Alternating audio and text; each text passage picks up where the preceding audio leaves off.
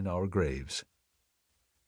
Just specimens is all New Hampshire has, one each of everything, as in a showcase, which naturally she doesn't care to sell.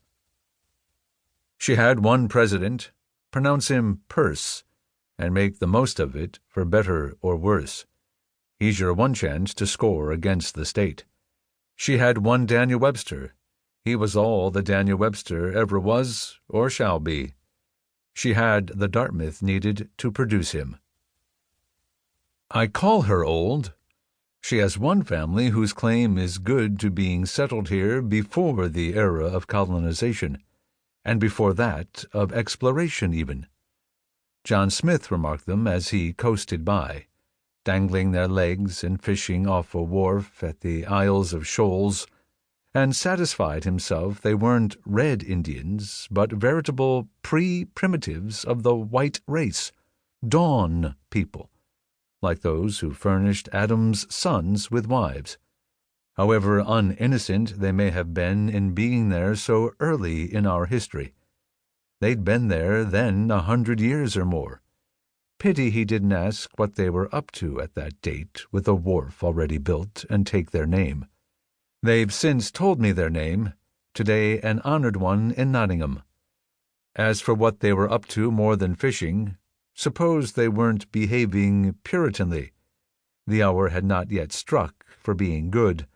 Mankind had not yet gone on the sabbatical.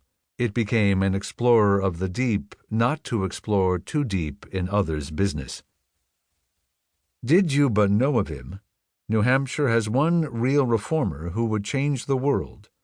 So it would be accepted by two classes.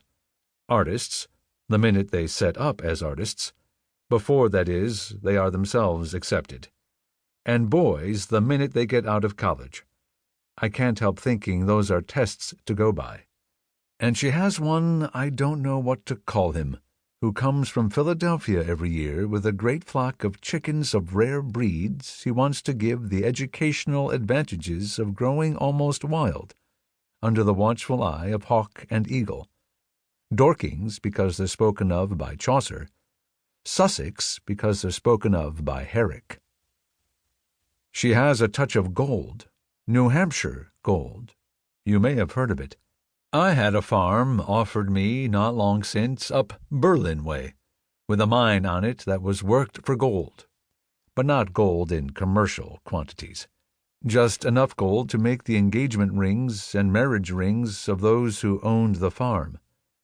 What gold more innocent could one have asked for? One of my children, ranging after rocks, lately brought home from Andover or Canaan a specimen of beryl with a trace of radium. I know with radium the trace would have to be the merest trace to be below the threshold of commercial. But trust New Hampshire not to have enough of radium or anything to sell. A specimen of everything, I said. She has one witch, old style. She lives in Colebrook. The only other witch I ever met was lately at a cut-class dinner in Boston. There were 4 candles and 4 people present. The witch was young and beautiful, new style, and open-minded. She was free to question her gift for reading letters locked in boxes. Why was it so much greater when the boxes were metal than it was when they were wooden? It made the world seem so mysterious. The Society for Psychical Research was cognizant. Her husband was worth millions. I think he owned some shares in Harvard College. New Hampshire used to have at Salem a company we called the White Corpuscles, whose duty was at any hour of night to rush in sheets and foolscaps where they smelled a thing the least bit doubtfully presented, and give someone the Skipper Ireson's ride. One each of everything, as in a showcase. More than enough land for a specimen, you'll say she has, but there enters in something else to protect her from herself. There quality makes up for quantity. Not even New Hampshire farms are much for sale. The farm I made my home on in the mountains I had to take by force rather than buy. I caught the owner outdoors by himself, raking up after winter, and I said,